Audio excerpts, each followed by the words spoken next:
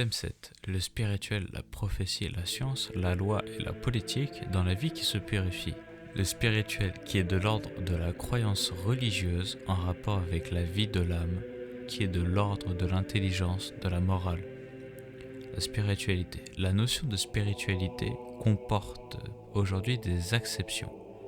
La signification particulière d'un mot selon le contexte où il est employé, différente selon le contexte de son usage.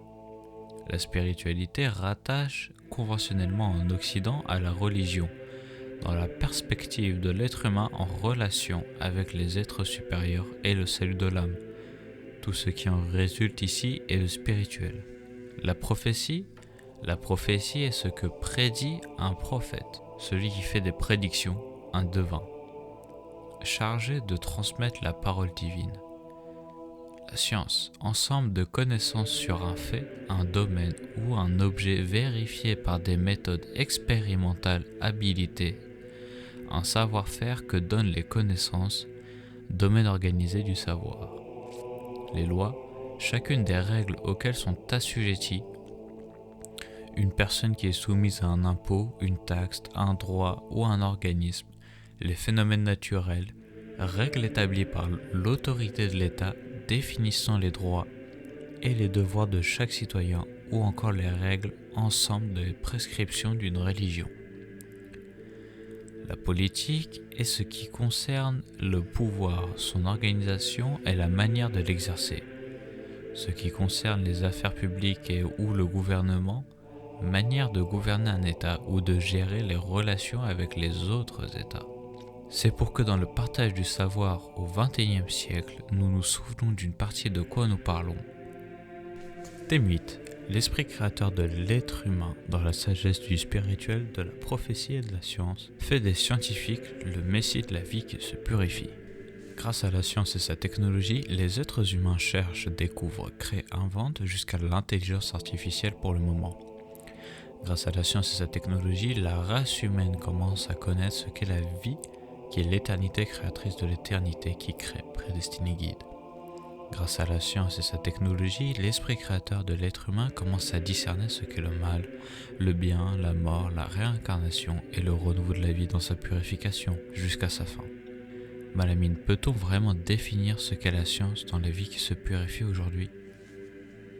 Hamza, je crois que les initiés de la tradition de la parole en écriture par l'enseignement du Messie dans ces deux missions en forme de l'être humain peuvent répondre à cette question. 1. Avant la création du monde de la mort selon l'enseignement du Messie Mandionka, tout était déjà établi pour purifier la vie dans ce que sera ce qu'il y aura dans le temps et son intemporalité.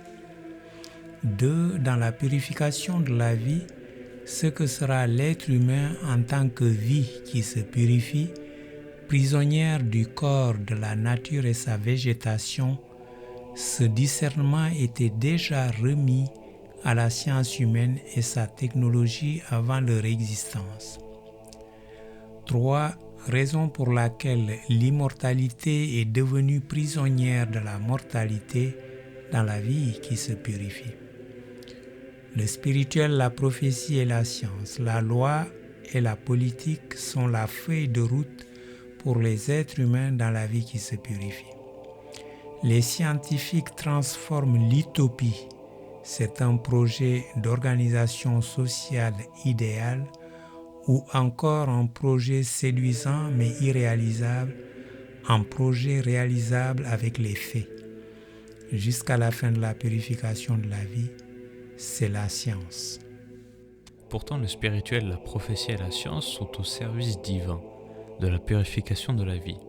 Il reste à la science de nous apporter les valeurs du numérique. Ces valeurs du numérique sont pour le bien-être des membres de la race humaine, par-delà de leurs différences dans l'union, la fraternité et l'amitié de leur peuple. Il reste à la science, à mon avis, d'apporter les valeurs de l'intelligence artificielle qui feront ce qu'il y a à faire dans la recherche de la satisfaction des besoins des êtres humains à leur place. En sachant que cela dépendra de l'union des êtres humains par-delà de leurs différences de leurs lois, de leur politique qui doit transformer leur nation en leur république avec ses valeurs. Malémine, aujourd'hui, entre les connaissances de l'esprit créateur de l'être humain dans la sagesse du spirituel, de la prophétie et de la science, le mal continue à dominer le bien. Pourquoi? Hamza, merci et félicitations. Je vois que vous tenez à partager le savoir à ce 21e siècle avec nos semblables, car vous connaissez les réponses des questions que vous posez.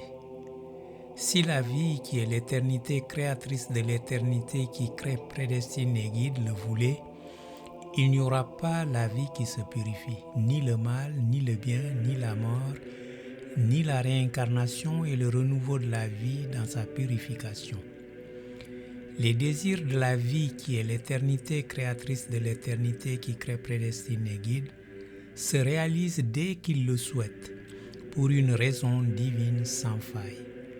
La domination du mal sur le bien ou la domination du bien sur le mal est dans l'autonomie de la liberté du libre arbitre donné à l'esprit créateur de l'être humain, dans la sagesse du spirituel de la prophétie et de la science. Les actes des êtres humains qui sont acteurs du mal et du bien font dominer le mal sur le bien ou font dominer le bien sur le mal.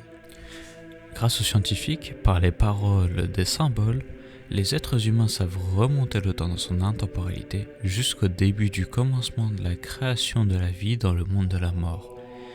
Avec les bienfaits des recherches, des inventions, des innovations scientifiques et technologiques, le progrès de la science humaine ne cesse d'augmenter.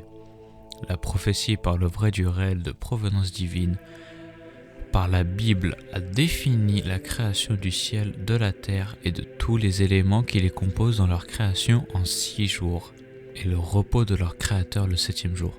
Grâce aux paroles des symboles par les scientifiques, les êtres humains peuvent accéder à la connaissance de la naissance de la vie dans le monde de la mort. Le progrès de la science dans son évolution permet à nos sociétés d'utiliser leurs inventions scientifiques et technologiques dans la recherche de la satisfaction des besoins des êtres humains, mais freinés par leurs conflits et leurs guerres à cause de la purification de la vie. La transformation du mal en bien puis la mort en vie éternelle semble inaccessible. Les dirigeants du monde de la mort doivent s'unir par-delà de leurs différences afin de permettre aux paroles des symboles par les scientifiques de mener la science humaine à la science divine, celle du voyage astral de tous les membres de la race humaine. Malamine, le spirituel, la prophétie et la science sont-ils compatibles? Hamza, pour moi, vos paroles sont pleines de bon sens. Le progrès de la science humaine est satisfaisant. Merci les scientifiques. Mais comme les êtres humains, ce progrès est acteur du mal et du bien, à cause de la purification de la vie. En ce qui me concerne, la compatibilité du spirituel, la prophétie et de la science est bien réelle, dans la purification de la vie qui est actrice du mal et du bien. Tant que les vivants et les morts dans la vie terrestre, qui est toujours la déjà vécue d'une autre vie, n'auront pas la vraie connaissance de la mort, la science humaine ne deviendra pas la science divine, celle du voyage astral de l'esprit de tous les êtres humains. L'esprit créateur de l'être humain, qui évolue dans la sagesse du spirituel, de la prophétie et de la science, par les paroles des symboles, obtiennent dans ses recherches scientifiques et technologiques ce que nous apporte déjà l'intelligence artificielle afin de faire les choses à la place des êtres humains. Il me semble qu'au XXIe siècle, l'établissement d'une compréhension de ce que les membres de la race humaine ne peuvent pas faire sans la volonté de la vie qui est l'éternité créatrice de l'éternité est la clé du passage de la science humaine à la science divine. Les prophètes ont fait ce qu'ils doivent faire dans la création divine pour la purification de la vie. Aujourd'hui, la prophétie est donnée par les paroles et les symboles aux scientifiques. Ainsi, les scientifiques pourront transformer l'utopie de la pensée humaine en fait par leur invention scientifique et technologique. Il me semble qu'avec ce que l'esprit créateur de l'être humain dans la sagesse du spirituel, de la prophétie et de la science donne à la science humaine et sa technologie, peut changer le mental des êtres humains en bien au monde de la mort. La question est comment les scientifiques vont prendre cette action de rendre publique leur information. Il me semble qu'au niveau des scientifiques, les résultats de leur invention restent leur acquis personnel. Le partage du savoir au XXIe siècle est aussi une façon de soutenir la science et les scientifiques, mais aussi les dirigeants du monde de la mort. C'est de cette façon pour moi que l'humanité peut avoir l'union des êtres humains par-delà de leurs différences dans l'union et la fraternité de leur peuple. Rappel, ce XXIe siècle est une phase chronologique particulière et divine qui est en face des problèmes auxquels l'humanité est confrontée, catastrophes naturelles, épidémies, et qu'il est nécessaire de mobiliser toutes les ressources intellectuelles disponibles afin de trouver des solutions. Les humains doivent développer les comportements nécessaires pour une construction collective de savoir. Au niveau des scientifiques, est-ce que les résultats de leur invention restent leur priorité? Je ne sais pas. Il me semble que le manque d'union des êtres humains par-delà de leurs différences ne permet pas aux dirigeants du monde de la mort de partager leur savoir par leurs mesures de sécurité de chacun d'eux. Les dirigeants du monde de la mort, les scientifiques et les initiés de la tradition de la parole savent que les résultats de ce qu'ils font dépendent de la domination du mal sur le bien ou de la domination du bien sur le mal dans la vie qui se purifie. En réalité, pour moi, c'est la vie qui est l'éternité créatrice de l'éternité qui crée, prédestine et guide par le Messie qui crée par son souffle, qui donne ce que sera ce qu'il y aura dans la purification de la vie. Même avec l'évolution de l'esprit créateur de l'être humain dans la sagesse du spirituel, de la prophétie et de la science, la race humaine ne connaît toujours pas son identité réelle et son vrai destin à ce XXIe siècle. L'évolution de l'esprit créateur de l'être humain dans la sagesse du spirituel, de la prophétie et de la science avance avec succès. Aujourd'hui, les initiés de la tradition de la parole parlent ouvertement, même si pour le moment ils ne sont pas écoutés par le mental universel. Les initiés de la tradition de la parole ont des partenaires dans la sagesse du spirituel, de la prophétie et de la science qui sont les faits scientifiques et technologiques dans la science humaine. Thème 9. La création dans le monde de la mort à planète Terre selon les paroles des symboles par les scientifiques. Le partage du savoir au XXIe siècle pour moi, c'est de passer ce message. Si la sagesse du spirituel, de la prophétie et de la science donne aux scientifiques par l'esprit créateur de l'être humain la place des prophètes, c'est pour apporter la réalité de l'identité de la vie qui se purifie avec les faits. Cette possibilité donnée aux scientifiques pour créer à l'image de la vie qui est l'éternité créatrice de l'éternité qui crée, prédestine et guide, donne la valeur à la race humaine d'avoir choisi la liberté de leur libre arbitre. Chaque être humain dans la vie qui se purifie a la valeur de l'existence et du temps avec son intemporalité. Car en bien ou en mal, dont il est acteur, il est la vie qui se purifie. Mon souhait est que les scientifiques acceptent cette présentation de leur œuvre dans cette construction collective de savoir.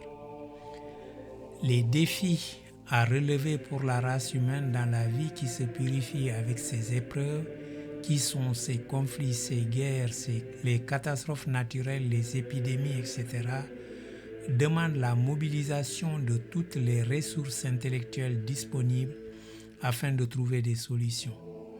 L'œuvre nécessaire des scientifiques dans le partage du savoir au XXIe siècle qui présente la création du monde de la mort planète Terre, les 12 symboles, la sagesse, la parole, la caravane qui porte tous les symboles de la création divine, l'esprit, la vue, l'air, l'eau, la lumière, les ténèbres, les vents, le feu et les anges transmettent leur savoir aux scientifiques.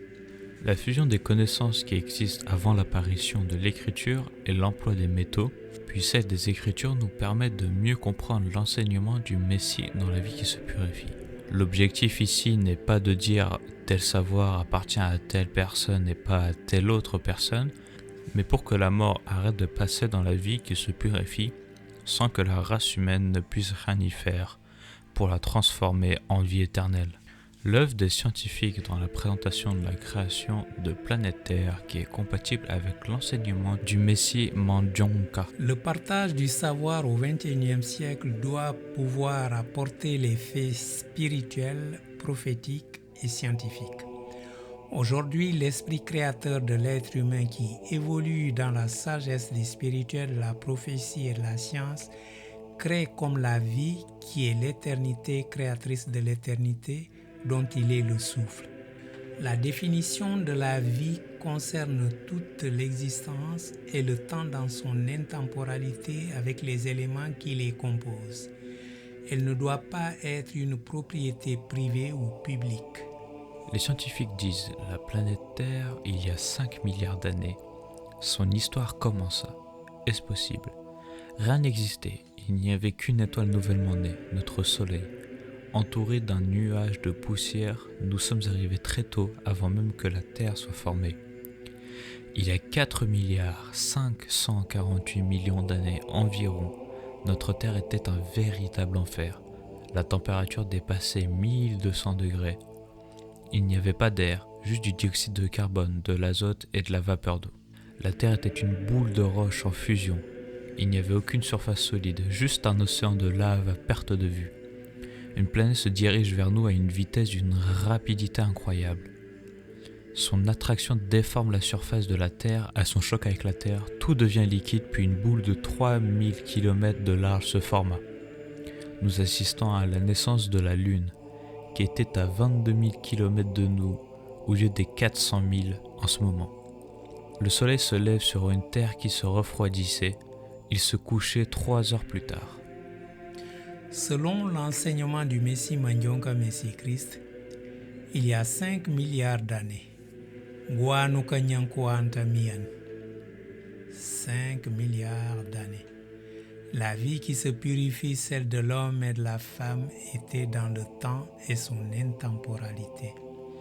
Au printemps, au-delà de l'histoire, le paradis Pichibati est le lieu où séjourna la vie qui se purifie, celle de l'homme et de la femme, pendant 45 milliards d'années.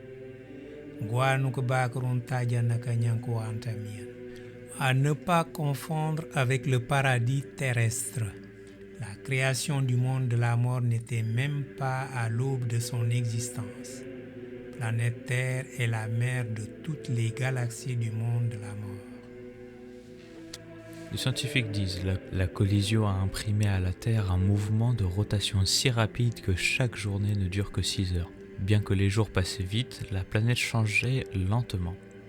Pour comprendre ce phénomène, il faut faire un bond de 3 milliards 900 millions d'années dans une pluie de météorites qui dura 20 millions d'années, où les flaques d'eau se formèrent pour donner une croûte.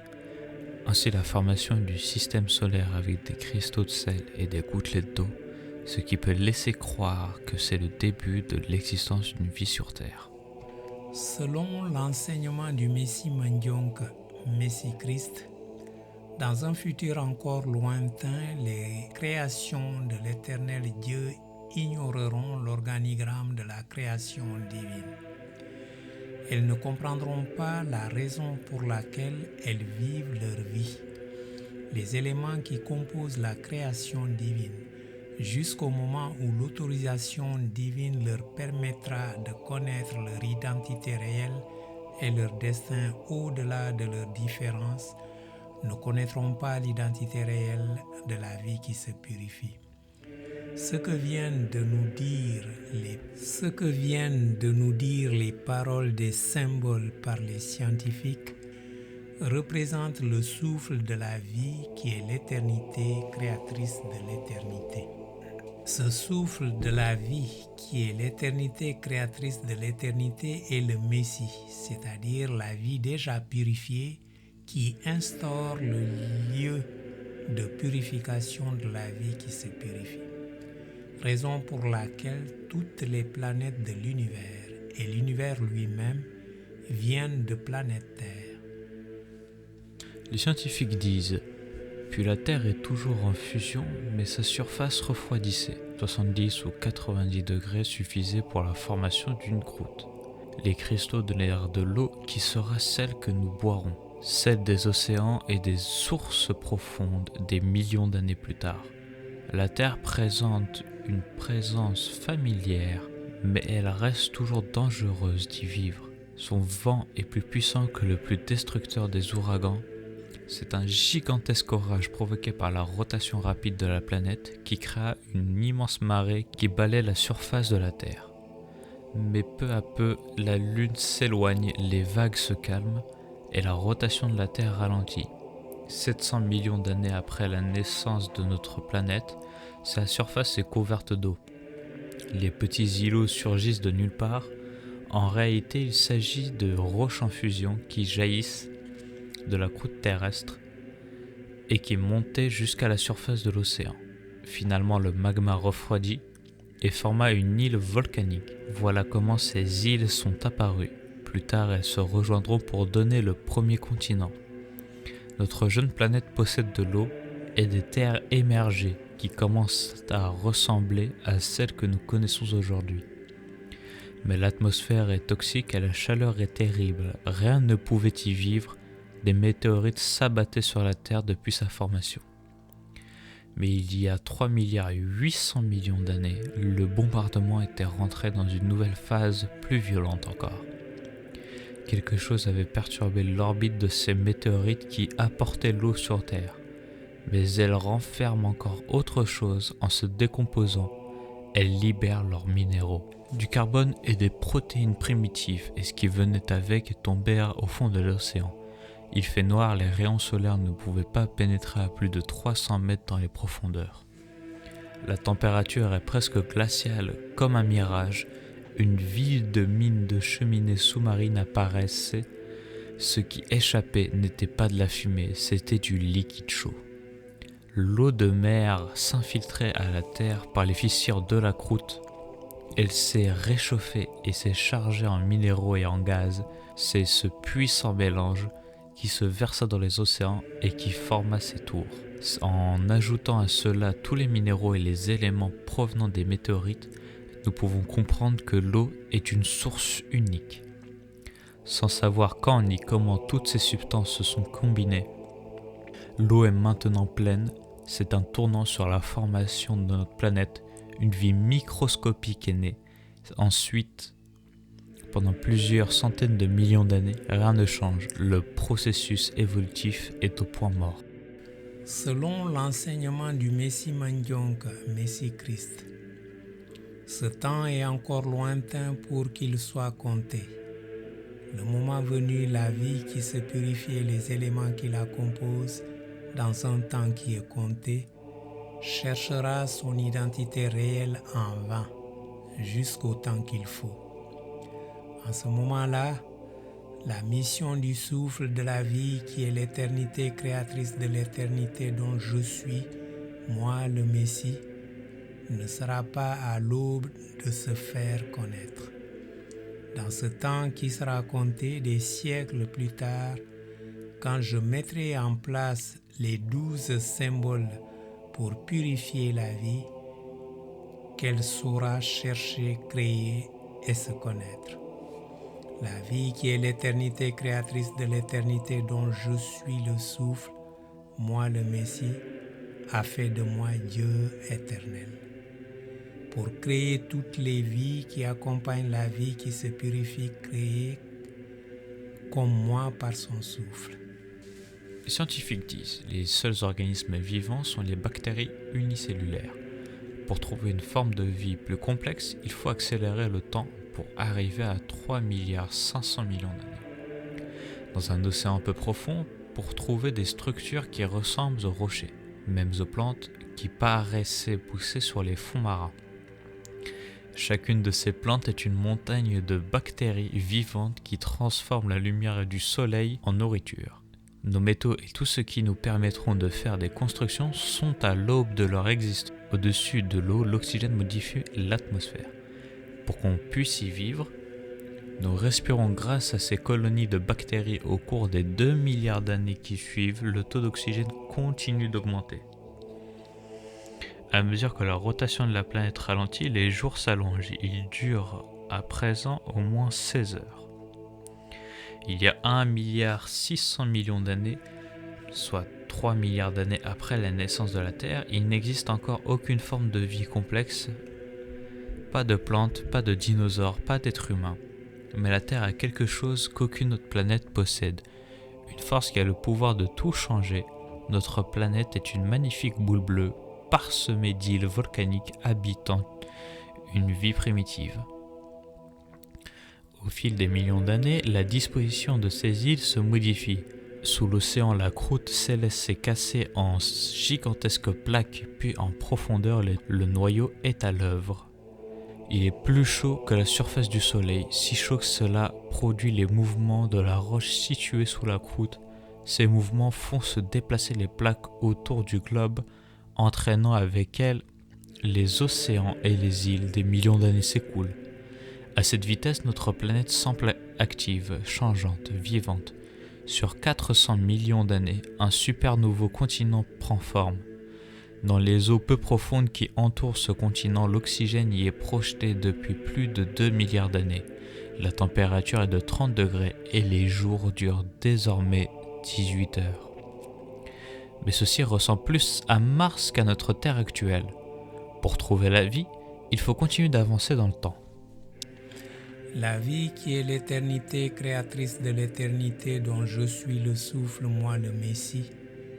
Je suis architecte de la vie qui se purifie jusqu'à la fin de sa purification.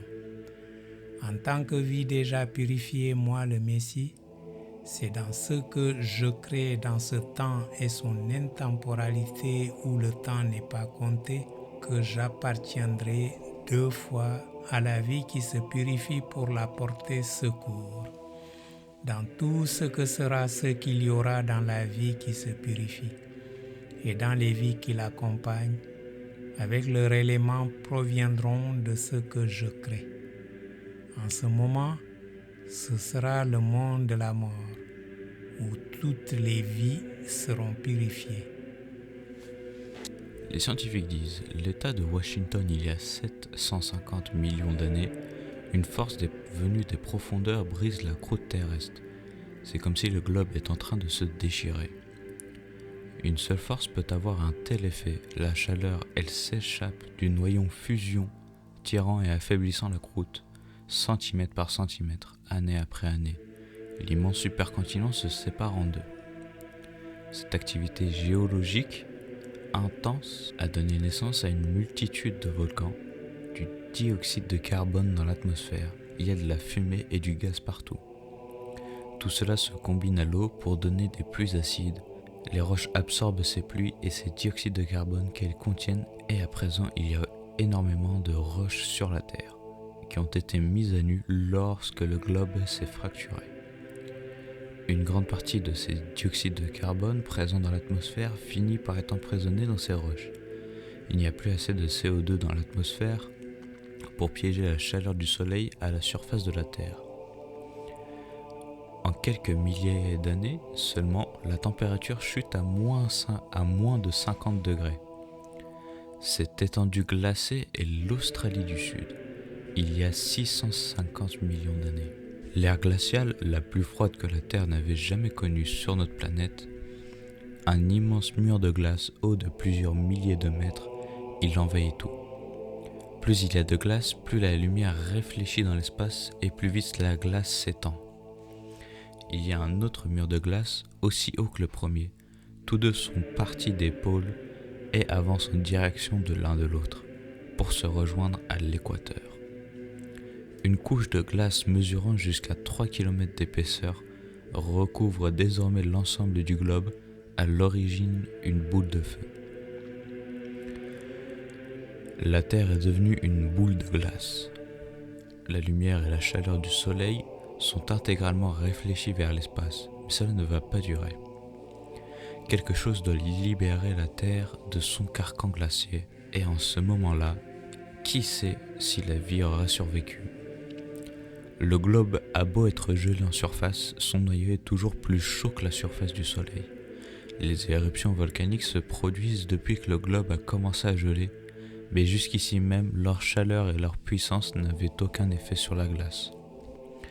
Les volcans crachent les milliards de tonnes de dioxyde de carbone avant la glaciation. Les roches terrestres absorbaient la majeure partie. Mais maintenant qu'elles sont sous la glace, le gaz est libre de se répandre, l'atmosphère en est saturée. Comme une serre, le CO2 retient la chaleur du soleil, la température augmente et au bout de 15 millions d'années, la glace se met à fondre.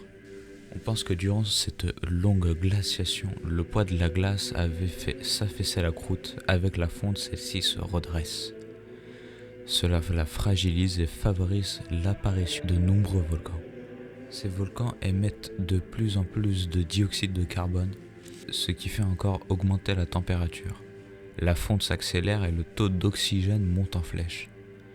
Par une série de réactions chimiques, la glace a produit de l'oxygène quand la planète était gelée. Les rayons solaires ultraviolets ont réagi avec la molécule d'eau de glace pour former un composé chimique.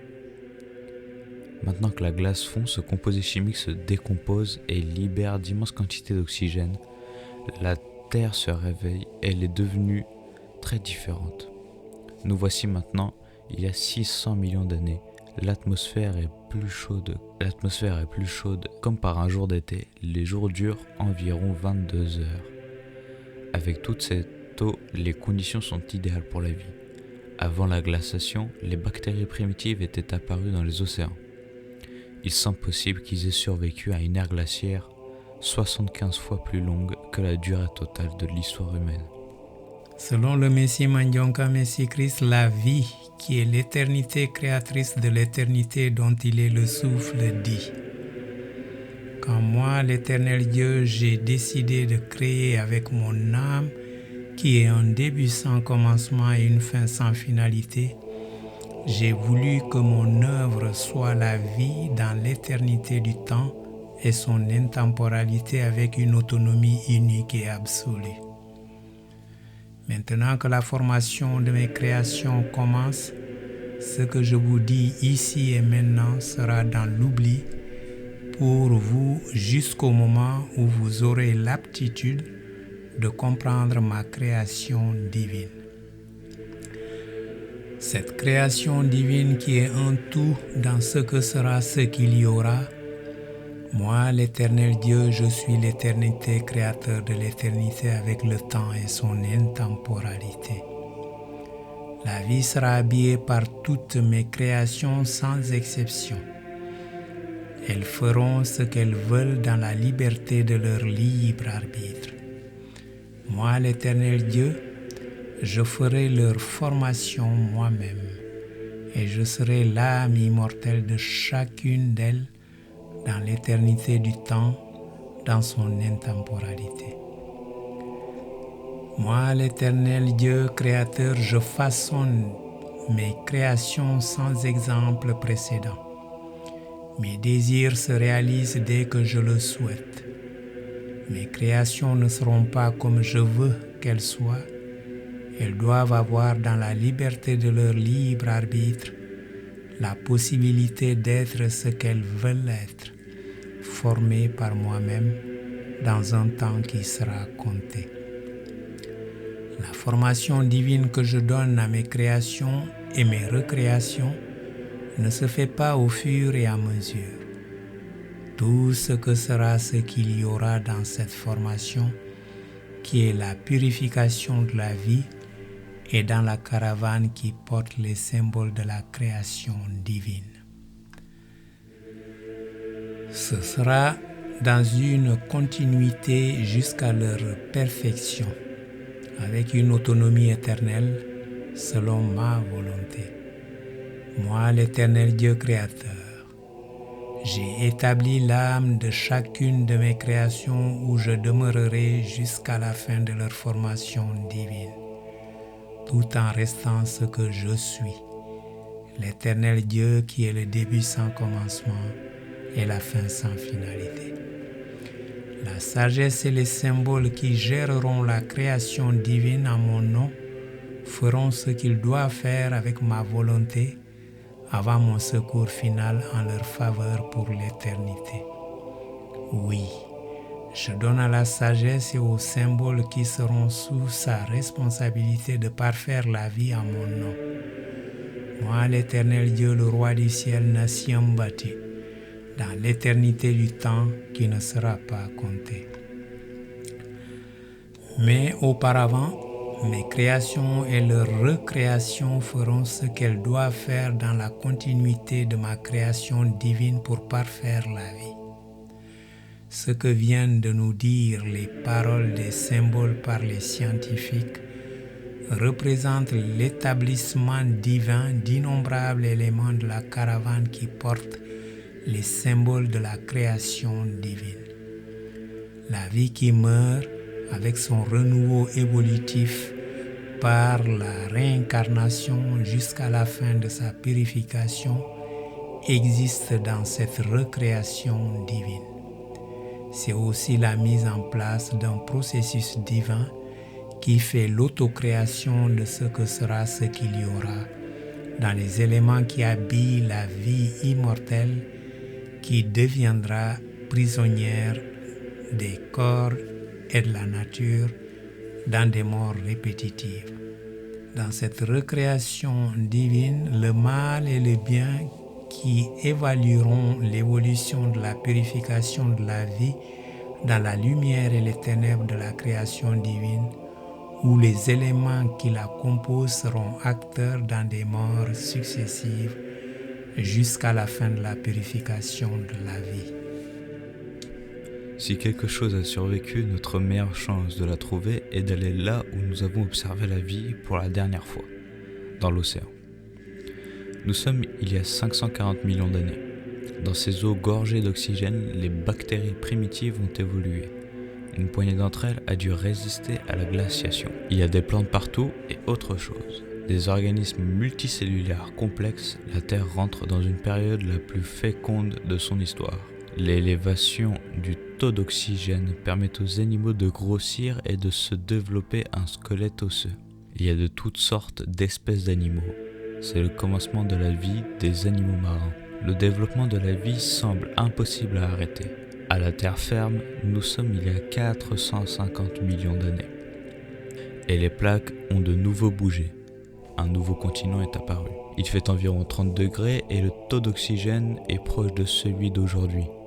Le paysage devrait être couvert de plantes et grouillé d'animaux, mais il n'y a pas grand-chose. Ici, à part quelques algues, il y a une seule explication à cela, le soleil. Il bombarde la surface de ses rayons meurtriers. La vie complexe que nous avons observée dans l'océan n'a aucune chance de se développer à la surface. Mais à 50 km d'altitude, là où les rayons pénètrent dans l'atmosphère, il se passe quelque chose d'étrange. Au contact du rayonnement solaire, l'oxygène se transforme en un autre gaz, qui forme une couche autour de notre planète, qui absorbe les rayons meurtriers du Soleil. Sur 120 millions d'années, ce gaz s'épaissit et bloque de plus en plus les rayons solaires. Sans cela, la vie sur Terre serait simplement impossible. Ainsi protégée, la vie s'épanouit. Ce fut l'apparition des plantes qui émettent de plus en plus d'oxygène. Selon l'enseignement du Messie Mandionka Messie Christ, la vie qui se purifie arrivera dans cet emplacement de la vie et l'éternité créatrice de l'éternité, dont je suis son souffle. Moi, le Messie, me permet de créer. quand la vie qui se purifie dans cet emplacement où se fera sa purification commencera à créer comme moi, dans un temps qui est compté, des siècles passeront avant qu'elle comprenne l'identité réelle de sa création. C'est après mes 2 missions en tant que Messie, en forme de l'être humain dans cet emplacement où la vie qui se purifie fera sa purification qu'elle aura le discernement de la vie.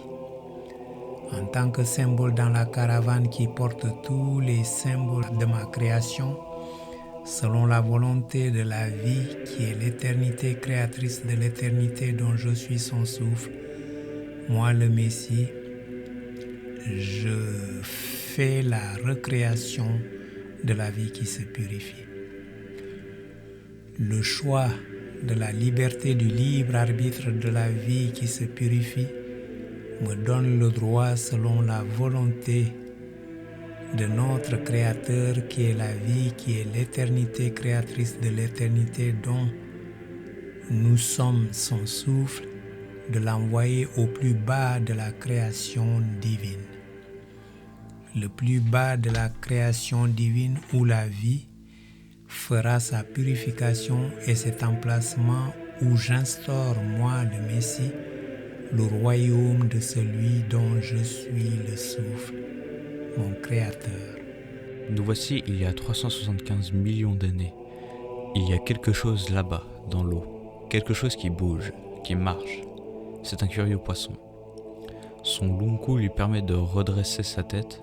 Ce curieux poisson utilise ses nageoires comme des pattes, ce qui lui permet de se hisser sur la rive où la végétation est en plein essor. Sur 15 millions d'années, ces animaux évoluent. Enfin, il y a 350 millions d'années, ils s'établissent définitivement sur la terre ferme. C'est sur un animal comme celui-ci que se développent toutes les vertèbres d'un quadrupède. Les dinosaures, les oiseaux, les mammifères et pour finir les êtres humains. Partout, les plantes abondent. Certaines mesuraient 30 mètres de haut. Voici une graine portée par le vent. Jusqu'à présent, les plantes se reproduisaient à l'aide de leurs spores.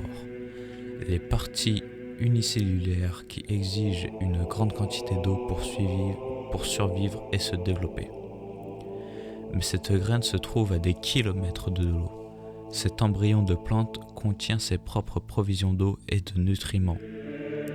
Elle peut survivre en absence d'eau pendant des mois et même des années. Cette humble graine propage la vie à travers la planète et tous les arbres et les plantes ainsi produits rejettent encore davantage d'oxygène dans l'atmosphère. Nous pourrions respirer sur cette terre, nous pourrions y vivre dès maintenant.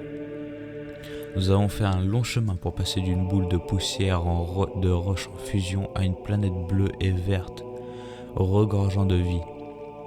Il n'y a pas encore d'êtres humains, mais des poissons, des plantes et une libellule aussi grosse que l'aigle. Au fil de l'évolution, ses pattes sont devenues des ailes, ce qui lui permet d'étendre considérablement son territoire de chasse. On trouve ici des mille-pattes, des araignées, toutes sortes d'insectes. Toutes ces créatures sont énormes. La forte teneur en oxygène permet à leur système respiratoire d'être plus efficace, ce qui libère la place pour que leur corps grossisse. Ainsi, plusieurs espèces d'animaux peuvent laisser la mer derrière eux et vivre sur Terre. Les œufs des animaux pondus sur Terre contiennent de l'eau et des nutriments nécessaires à leur développement. Ainsi, les animaux en provenance de la mer peuvent se reproduire sur Terre. L'œuf constitue un projet majeur dans le processus évolutif jusqu'aux dinosaures. Là où il y a la vie, il y a aussi la mort. Il y a tellement de matière végétale morte qu'elle s'accumule et se décompose en couches denses et spongieuses sur des centaines de millions d'années. Les roches vont venir la couvrir sous l'effet de la chaleur du noyau terrestre et de la pression des roches. Des végétaux morts se transformeront en charbon. Le charbon est ce qui en résulte que nous utilisons aujourd'hui proviennent des plantes mortes il y a 300 millions d'années. Sous la pourriture cachée au regard, la vie frissonne. Bientôt les graines germeront et les plantes pousseront. Ce paysage dénudé revivra. Selon l'enseignement du Messie Mandionka, Messie Christ, peuple noir de la race humaine. Des siècles après ce jour où je vous parle, vous commencerez à comprendre mes paroles qui ne disparaîtront jamais. Je suis le Messie qui est la vie déjà purifiée. Je suis Mandionka. Je suis le Christ. Dans un avenir encore lointain, quand la connaissance de votre raison d'exister vous sera donnée, vous commencerez à chercher ce qu'est la vie qui se purifie.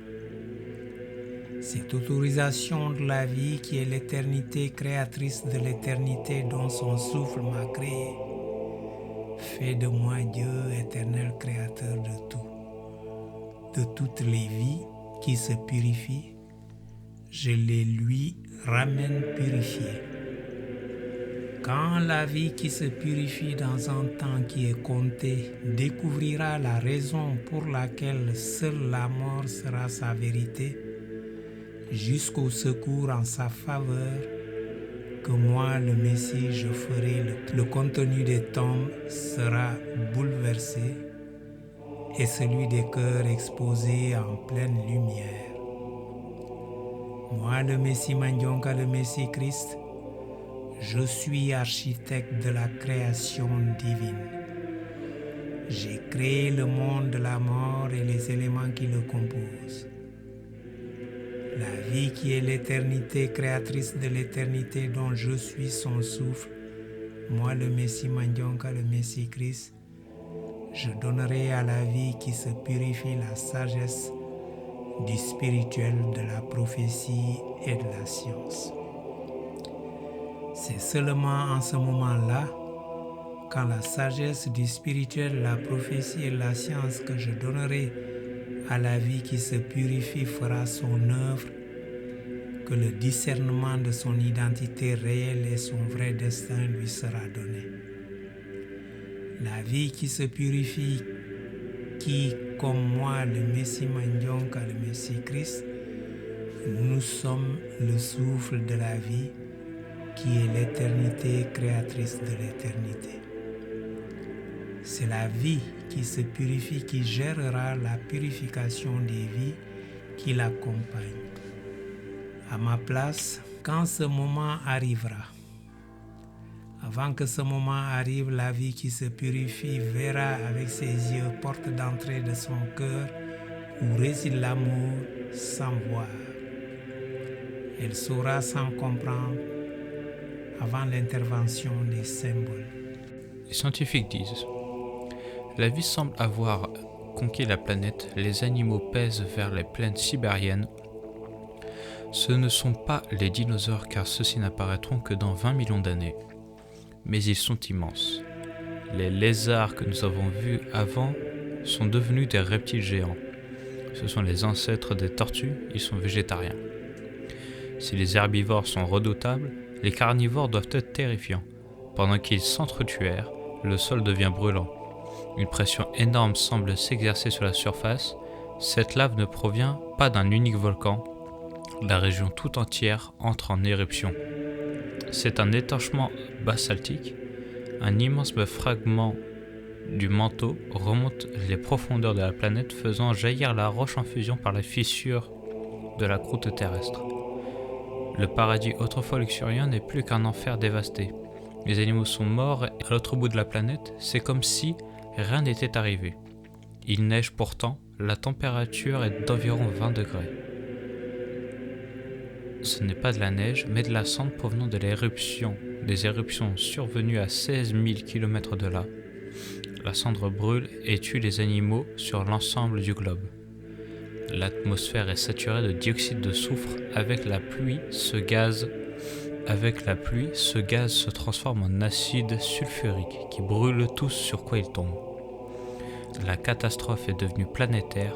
Les éruptions sibériennes font augmenter le taux de dioxyde de carbone dans l'atmosphère. L'atmosphère devient plus chaude, l'eau s'évapore, la végétation meurt. Nous pensions que la vie s'était enfin posée, apparemment nous avions tort. Il n'y a plus un signe de vie sur la terre ferme, mais dans l'eau c'est impossible. Les océans deviennent roses, tout a disparu, tout sauf ces algues roses. La hausse de la température atmosphérique a dû réchauffer les océans et les priver d'oxygène. Dans ces eaux stagnantes, seules les algues peuvent survivre. Les éruptions subériques transforment toute la planète, même pas l'océan le plus profond est à l'abri. Mais regardez, des bulles, ce n'est pas de l'oxygène, c'est du méthane qui s'échappe d'immenses poches de gaz situées sous les fonds marins. Le méthane est un gaz à effet de serre à au moins 20 fois plus nocif que le dioxyde de carbone. Jusqu'à présent, il se trouvait à l'état de glace, mais avec le réchauffement des océans, il commence à fondre. Émis dans l'atmosphère, le méthane fait remonter encore plus la température. La température atteint maintenant plus de 40 degrés, soit 6 degrés de plus avant les éruptions subaériennes. Même les animaux qui avaient survécu jusqu'ici sont condamnés. Cela fait 500 000 années que les éruptions ont commencé et durant ces 2 millions d'années, la lave n'a cessé de se déverser. Elle couvre maintenant une région de la taille des États-Unis avec une roche en fusion de plus de 6 km d'épaisseur. Difficile de croire que quoi que ce soit puisse y survivre. 95% des êtres vivants ont été décimés. Quelques animaux ont survécu en se terrant sous la terre et en mangeant ce qu'ils trouvaient, tout le reste est mort. Il y a 250 millions d'années, nous voici de retour au point de départ, sur une planète sans vie, ou presque. Cela fait 50 millions d'années que la vie sur Terre a été presque anéantie et la planète s'est transformée. Nous sommes il y a 200 millions d'années. Il ne reste plus qu'un supercontinent qui s'étend d'un pôle à l'autre. Après le traumatisme de l'extinction massive de la planète est en voie de guérison. La température se stabilise, les pluies acides cessent et la végétation repousse. Après la disparition de 95% des êtres vivants, la voie est libre pour l'apparition d'une nouvelle espèce. Elle dominera la planète comme aucune autre avant elle ou depuis les dinosaures et leurs espèces diverses. Les dinosaures descendent des reptiles qui ont survécu à l'extinction péruvienne. Mesurant 4,50 mètres de haut, ils sont longs et vulnérables face à d'autres espèces. Les dinosaures ont repeuplé la Terre, mais aucune espèce ne peut être dans une planète agitée et imprévisible. Ici, la croûte céleste s'amincit, elle laisse passer la lave, elle est secouée par les séismes. Comme étirée par une force invisible, et la même chose se produit tout le long de ce qui deviendra la côte est de l'Amérique du Nord. Les plaques continentales se déplacent à nouveau. Il y a 190 millions d'années, le supercontinent se disloque. Un immense bout de terre s'est détaché. Le gouffre ainsi créé se remplit d'un nouvel océan au-dessus de ce qui sera un jour le Moyen-Orient. Les courants poussent les nutriments vers les eaux côtières de ce qui deviendra l'Arabie Saoudite, l'Irak et l'Iran.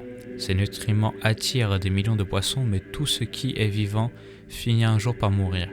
Le plancton et le poisson tapissent les fonds marins au cours des 10 millions d'années suivantes. Les couches de roches viendront couvrir et réchauffer leurs cadavres. Avec le temps, ceux-ci se transformeront en pétrole. Plusieurs éléments dont nous nous servirons trouvent leurs origines dans ce processus. Il y a 180 millions d'années, plus à l'ouest, la plaque nord-américaine continue à s'éloigner de la plaque eurasiatique. La progression est lente, environ 2 cm et demi par an, le rythme auquel poussent nos ongles. En accélérant le temps, nous voyons apparaître un nouvel océan et de nouveaux continents. Les lieux séparés s'éloignent les uns des autres. Le monde est en train de prendre son visage actuel. L'abîme entre les deux continents se remplit pour créer un grand océan, l'Atlantique. L'abîme entre ces deux continents se remplit pour créer un grand océan, l'Atlantique. Et là, au milieu, un volcan. Nous avons déjà vu ces plaques se déplacer. Nous savons que cela est dû aux mouvements qui se produisent en profondeur sous la croûte. C'est le même processus qui se déroule en ce moment même sous nos yeux. Tout le plancher océanique a été déchiré en deux et repoussé vers le haut en forme d'une chaîne de montagnes et de volcans. Une chaîne qui devient très haute et plus longue que les montagnes rocheuses. L'eau est chaude de la Une montagne qui devient très haute et plus longue que les montagnes rocheuses. L'eau est chaude de la lave remonte des entrailles de la terre. En refroidissant, elle crée une nouvelle chaîne de montagnes volcaniques et un nouveau plancher océanique. C'est cela qui fait se séparer les plaques continentales et donne à notre planète une nouvelle physionomie. Cette activité géologique fait de la Terre un lieu sans cesse changeant, créatif, unique, et à chaque fois que la planète se réinvente, les espèces qui y vivent doivent s'adapter et évoluer. Des espèces reptiles qui vivaient sur la terre ferme et qui sont devenues des poissons, car ils ont changé en même temps que la planète. Ils ont développé des nageoires et investi le jeune océan Atlantique. Certains font 6 mètres de long et se déplacent 40 km par heure. Ce sont les plus rapides des animaux marins et les plus efficaces des prédateurs. Ils règnent sur les océans depuis 50 millions d'années. D'autres espèces seront leurs rivaux, mesurant environ 15 mètres de long et pesant plusieurs tonnes. Elles possèdent d'immenses mâchoires très puissantes avec des dents de 30 cm de long. La Terre et les animaux qui y vivent sont devenus méconnaissables. Là où se trouve l'océan Atlantique, s'étendait autrefois la terre ferme, les animaux y broutaient et d'autres traquaient leurs proies.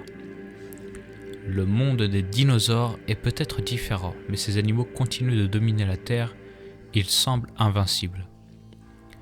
Un gigantesque morceau de roche, cet astéroïde mesure une dizaine de kilomètres de diamètre. Verticalement, il est très long. Il file à plus de 70 000 km par heure droit vers la Terre.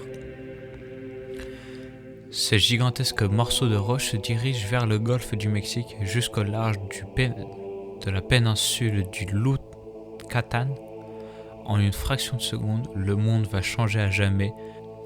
Au moment de l'impact, l'autre extrémité de l'astéroïde se trouve encore à plus de 11 000 km d'altitude.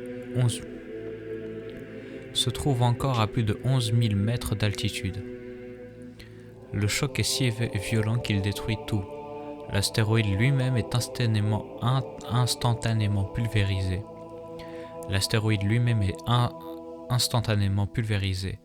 L'impact dégage autant d'énergie que plusieurs millions de bombes atomiques.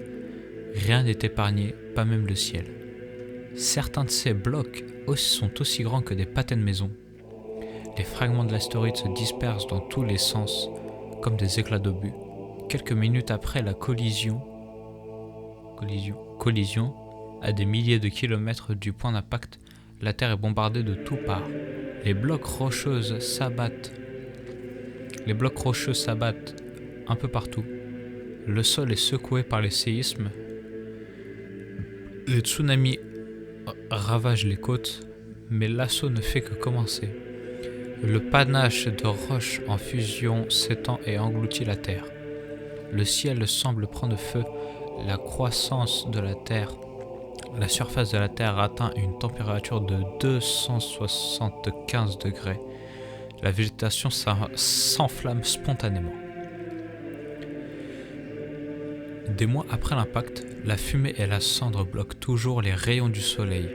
Privée de lumière, la végétation meurt. Et avec elle, les animaux qui s'en nourrissaient.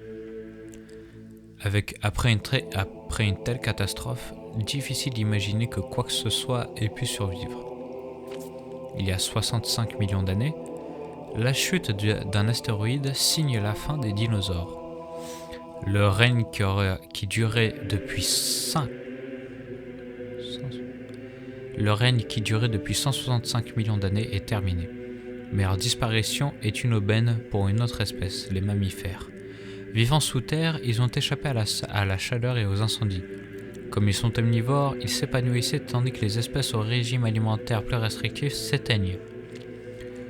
Ils deviennent les héritiers improbables de la couronne des dinosaures. Une histoire s'achève, une autre commence. Maintenant que les dinosaures ont disparu, nos ancêtres pourraient avoir leur chance, les dinosaures sont morts depuis longtemps, la planète est paisible. Dans ce monde nouveau, nos ancêtres mammifères évoluent. Nous sommes il y a 47 millions d'années.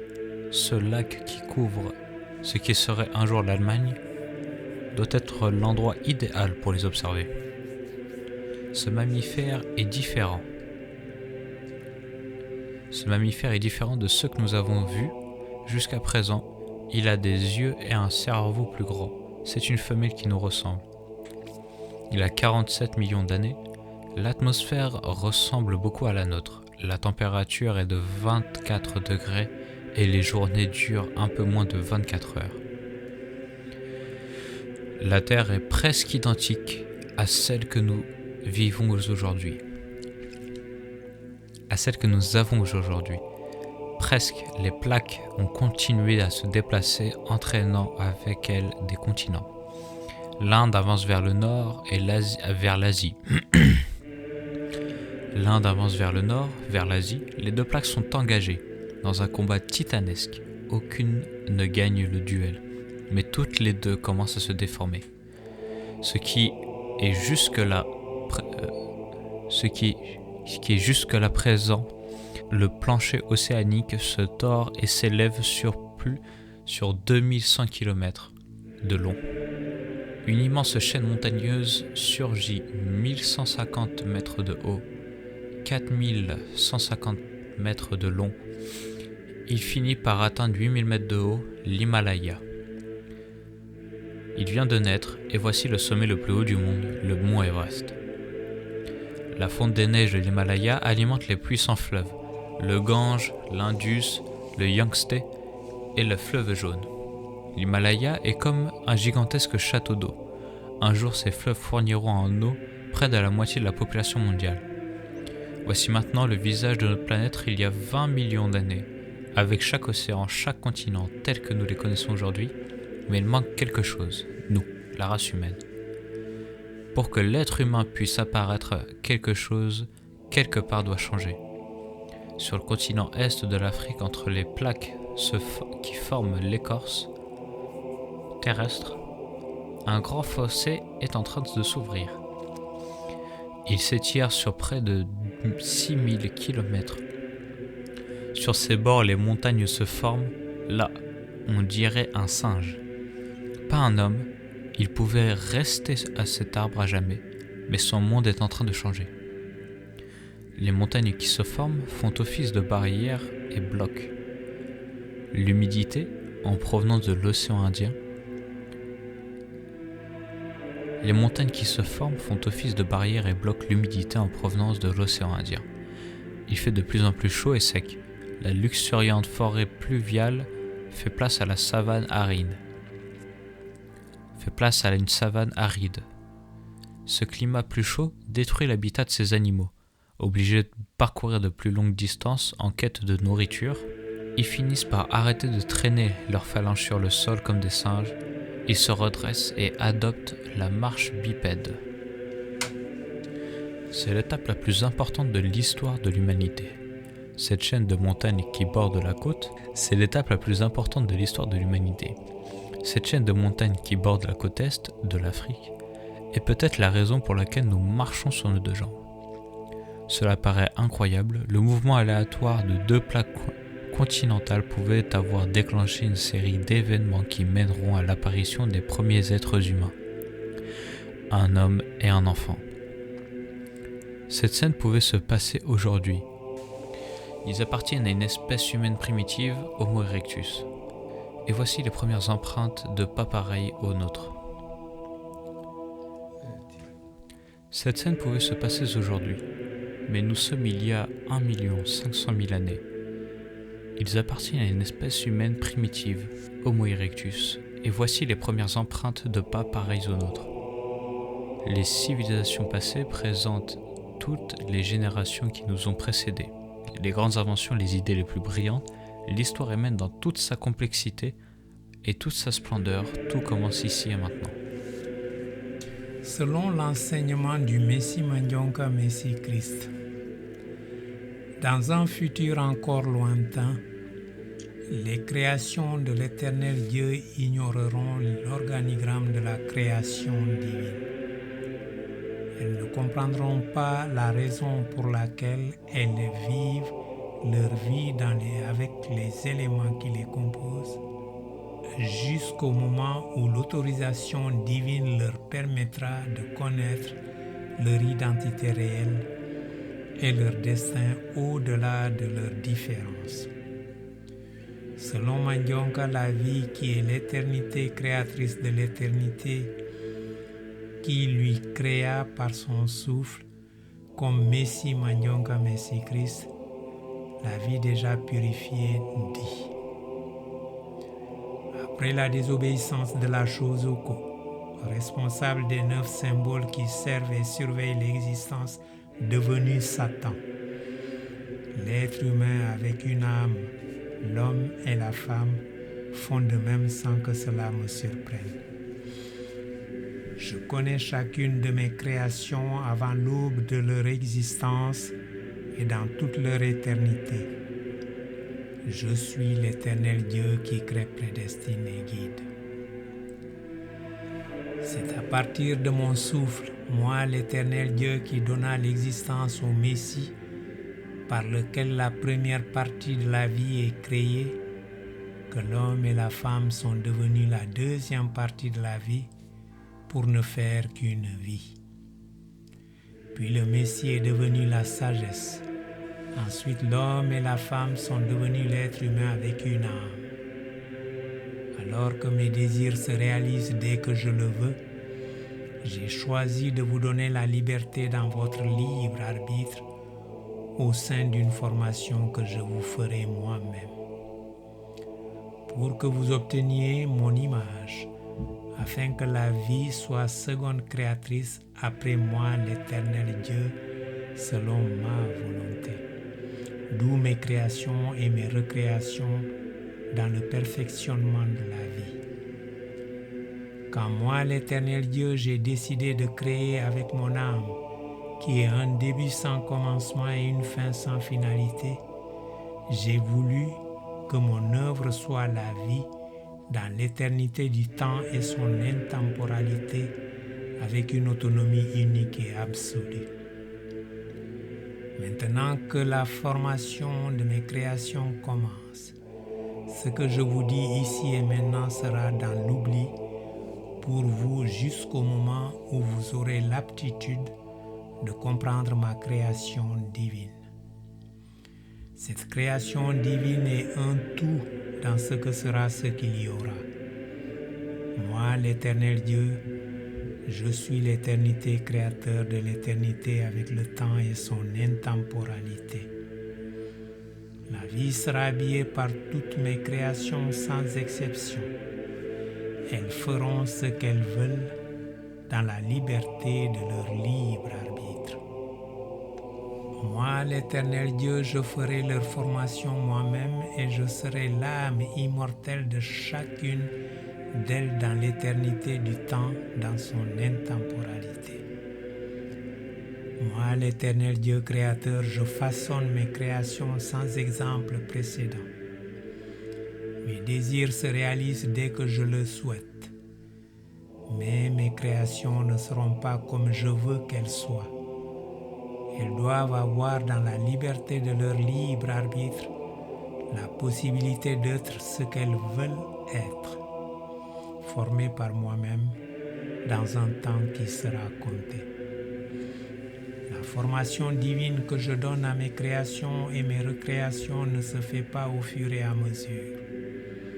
Tout ce que sera ce qu'il y aura dans cette formation, qui est la purification de la vie, et dans la caravane qui porte les symboles de la création divine.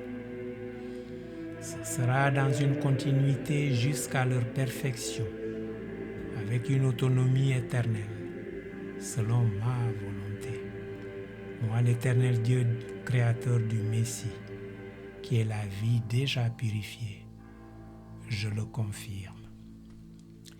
ayant établi l'âme de chacune de mes créations où je demeurerai jusqu'à la fin de leur formation divine, tout en restant ce que je suis.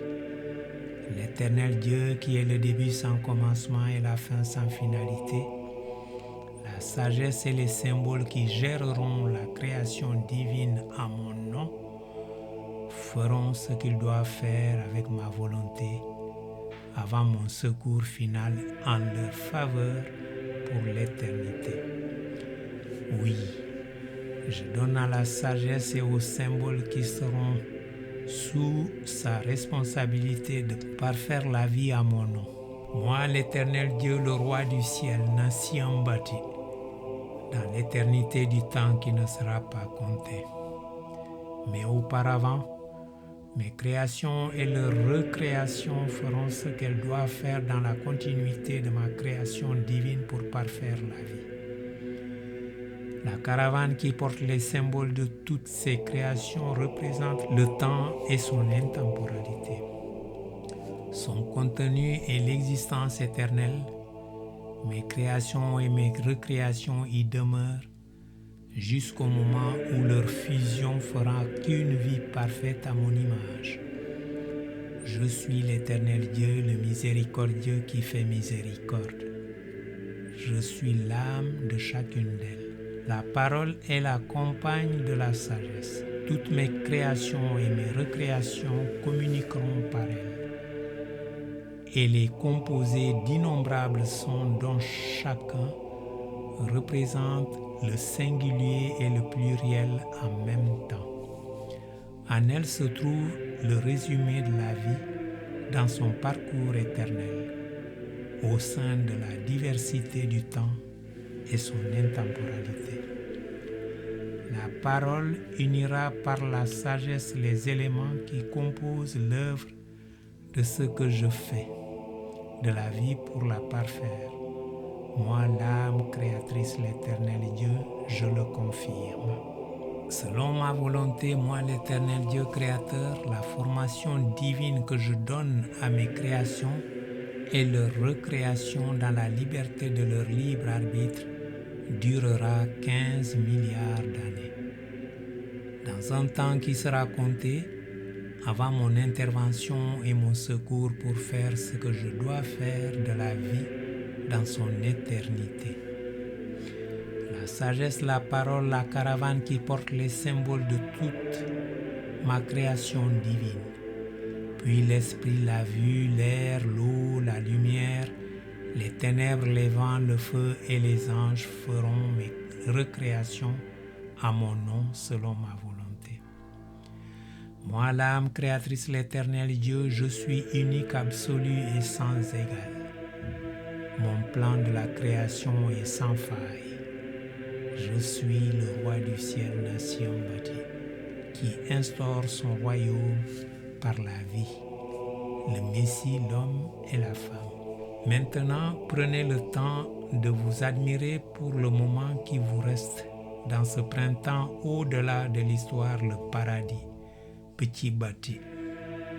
Quand vous serez au plus bas des degrés, vous ignorerez vos origines jusqu'au temps qu'il faut. Je suis le roi du ciel, nation bâtie, qui décide. Je suis l'éternité, l'Éternel Dieu, créateur de l'existence, de la vie et du temps dans leur éternité. Je vous ai créé dans la forme la plus parfaite. Mais le moment venu, je vous enverrai au plus bas des degrés pour que purifiés vous reveniez à moi. L'Éternel Dieu créateur qui crée, prédestine et guide. Je suis ce qu'il y a de manière absolue et unique. Mon plan est sans faille. Les 45 milliards d'années,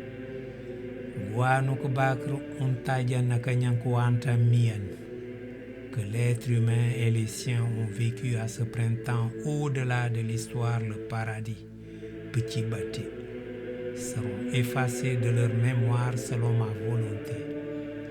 Moi, l'Éternel Dieu qui fait dans la continuité de parfaire la vie. Moi, l'Éternel Créateur Dieu, je suis absolu, unique et sans égal. Je n'ai besoin d'aucune de mes créations pour satisfaire mes besoins. Je me suffis à moi-même.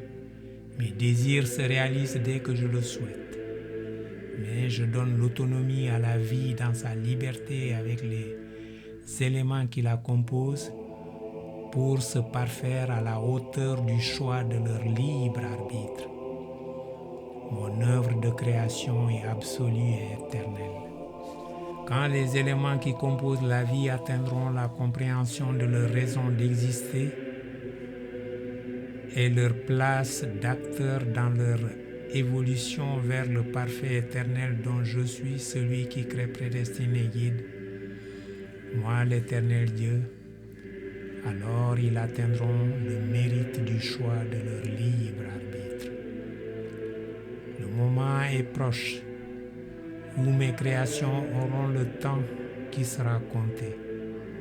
Ce moment sera celui que je donne pour gestion de ma création divine à mes premières créations, qui œuvreront à mon nom dans leur libre arbitre, dans leur liberté selon ma volonté. Moi l'Éternel Dieu, moi le début sans commencement et la fin sans finalité, je suis la vie, créatrice de la vie. Je suis la vie créatrice de l'éternité, créatrice de l'éternité avec le temps et son intemporalité. Le climat change à nouveau. Il y a 70 000 ans, le niveau de la mer diminue, le fossé entre l'Afrique et l'Arabie se rétrécit pour ne plus faire que 13 km. La mer Rouge est plus étroite et assez peu profonde pour qu'un petit groupe puisse l'affranchir et quitter l'Afrique. C'est une autre espèce humaine plus restante, l'Homo sapiens. Ils ont réussi à traverser. Les chercheurs pensent que tous les êtres qui peuplent la Terre sont les descendants de ces quelques 200 individus. Au fil du temps, nos ancêtres se multiplient et colonisent l'Inde, l'Asie et l'Europe. Mais tandis que les êtres humains progressent vers le nord, un mur de glace géant se déplace vers le sud. Il y a 40 000 ans, nos ancêtres Homo sapiens qui arrivent ici trouvent un monde en rapide évolution. Il commence à faire plus froid, on devait être en plein cœur d'été, mais la végétation est gelée. Les rivières sont couvertes de glace et les changements naturels dans l'orbite de la Terre, dans le taux de CO2 et dans la circulation de l'eau chaude autour de la planète se conjuguent pour abaisser la température. La Terre entre dans une période glaciaire. Les glaciers hauts comme des gratte-ciel s'étendent sur l'hémisphère nord, au rythme de 30 cm par jour. L'un est puissant, il sculpte le paysage à mesure qu'il avance, creusant de grandes dépressions. La planète n'aura plus jamais la même apparence. Il y a environ 20 000 ans, les glaciers cessent de progresser. Une grande partie de l'hémisphère nord est couverte d'une couche de glace atteignant 2,5 km d'épaisseur, avec des milliards de mètres de cubes piégés sous forme de glace. Le niveau des mers diminue. Il y a 20 000 ans, une bande de terre émerge dans l'océan entre la Sibérie et l'Alaska. C'est une passerelle entre les deux immenses continents, un passage qui conduit l'être humain de l'Asie à un nouveau monde, l'Amérique. C'est le dernier grand continent à être colonisé. Dernière grande migration humaine. Il y a 14 000 ans, les changements qui ont déclenché la période glaciaire s'inversent. En se retirant, la glace laisse paraître un hémisphère nord très différent. Les glaciers ont creusé d'immenses dépressions qui se remplissent d'eau pour donner naissance au grand lac nord-américain. Il y a 6 000 ans, la glace se retire jusqu'au pôle, autour de l'Arctique et de l'Antarctique. Nous voici arrivés au terme d'un voyage de 4 millions d'années. Nous retrouvons notre monde, notre époque. Pour la première fois, nous pouvons tracer la fabuleuse histoire de notre planète. Nous pouvons comprendre comment, pourquoi, tout ce que nous voyons autour de nous existe. Le ciel au-dessus de nos têtes, l'eau, ingrédient essentiel de la vie, le sol sous nos pieds, et enfin la vie, résultat spectaculaire d'un enchaînement de catastrophes et de coïncidences Chaque succès, chaque désastre est un pas sur le chemin qui mène ici, jusqu'à chacun de nous aujourd'hui, mais l'histoire de la Terre ne s'arrête pas ici. Beaucoup de choses sont arrivées, mais bien d'autres sont à venir. La Terre vivra encore au moins 4 milliards d'années. Tout ce que nous avons vu lors de notre voyage n'est que la moitié de l'histoire. Imaginez quelle merveille, quelle terreur, quelles étranges créatures attendent encore notre planète en constante évolution. Le prochain chapitre de l'histoire de la Terre reste à être écrit. L'esprit créateur de l'être humain qui évolue dans la sagesse des spirituels de la prophétie et de la science permet aux êtres humains d'avoir une réflexion, une argumentation, une démonstration de ce qu'il est. Je remercie les scientifiques qui permettent, avec leur science et leur technologie, de créer à l'image de la vie, qui est l'éternité créatrice de l'éternité, qui crée, prédestine et guide les vies, qui se purifient dans leur purification. Grâce à l'esprit créateur de l'être humain dans le spirituel, la prophétie et la science, la race humaine arrive par sa création au numérique, à l'intelligence artificielle. C'est lui qui transformera notre mal en notre bien, dans notre sagesse, par nos actes. L'investissement intellectuel par les études donne au monde de la mort les connaissances à d'innombrables penseurs savants dans la vie politique, économique et sociale de nos sociétés. Pour moi, cela donne le progrès à la vie qui se purifie. Dans la vie qui se purifie au monde de la mort, il me semble qu'il n'y a pas une logique, une vérité, une façon de vivre qui sont favorables à la race sans l'union de ces peuples par-delà de leurs différences. Le Messie Mandionka Messie Christ passe son enseignement de ces deux missions en forme de l'être humain à donner à la vie qui se purifie ce qu'il faut pour que son mal se transforme en bien et sa mort en vie éternelle en une seule phrase.